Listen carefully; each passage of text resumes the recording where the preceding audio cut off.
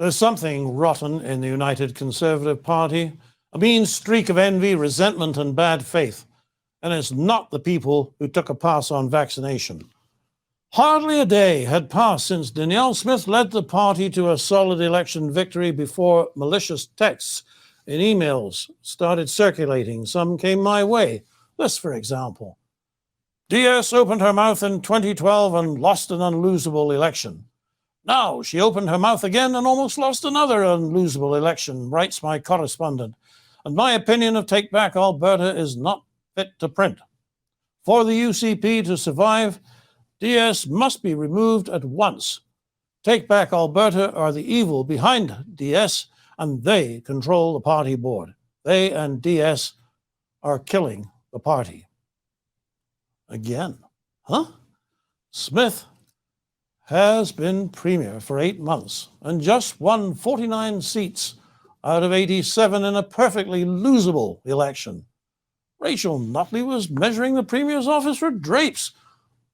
How many might Jason Kenney have won? We'll never know. How many Travis Taves or Rebecca Schultz might have won and gained had they won the leadership. What we do know is that 53% of the vote to 43%, which was what the NDP received, and a majority of 11 in a legislature with 87 seats, and complete independence of quirky minorities in forming a government, is not killing the party.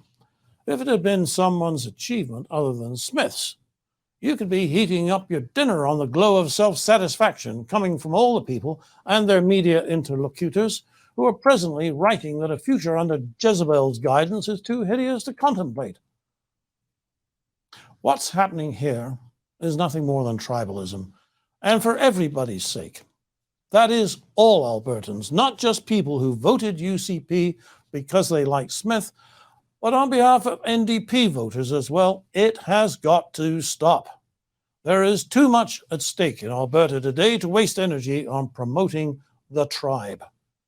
Yes, the Wild Roses are in control, and the old progressive conservative crowd are not. So what? Should any faction have a lock on government? An unchallenged right to rule defined by belonging to a self-selecting clique? A cabal, as my quoted correspondent called the Smith team? The truth of the matter is that Alberta's world has changed, and the PC tribe hasn't had a new idea since Ralph Klein went on the wagon. Sure, Smith's policies could have been more conservative. For example, what Calgary taxpayers need is less arena and more street hockey. But with its governing levers of ask and bid applied in the legislative corridors with surreptitious nods and winks, the PC club wouldn't have done any different. What matters is that the issue of the moment is keeping a predatory anti-Alberta federal government from taking control of Alberta's energy industry and from telling its farmers to cut production by using less fertilizer. These concerns are not theoretical. Banning natural gas and reliance upon renewables mean the lights go out and the heat shuts down when you need both most, and food gets more expensive. No thanks. Those UCP hopefuls most likely to keep Ottawa out of Alberta's business, Smith stood out and continues to stand out. She's been talking about it for years. Frankly, she'll be disappointed if Prime Minister Trudeau walks away from the fight. Those who can't stand the thought of Smith being successful need to consider the mathematics of Monday's election. A mere 2,600 votes saved 6 seats for the UCP. That is, if 2,606 UC voters had said, I can't vote for the NDP and I can't vote for Smith either, and stayed home, we'd have an NDP government today. The NDP knows that too.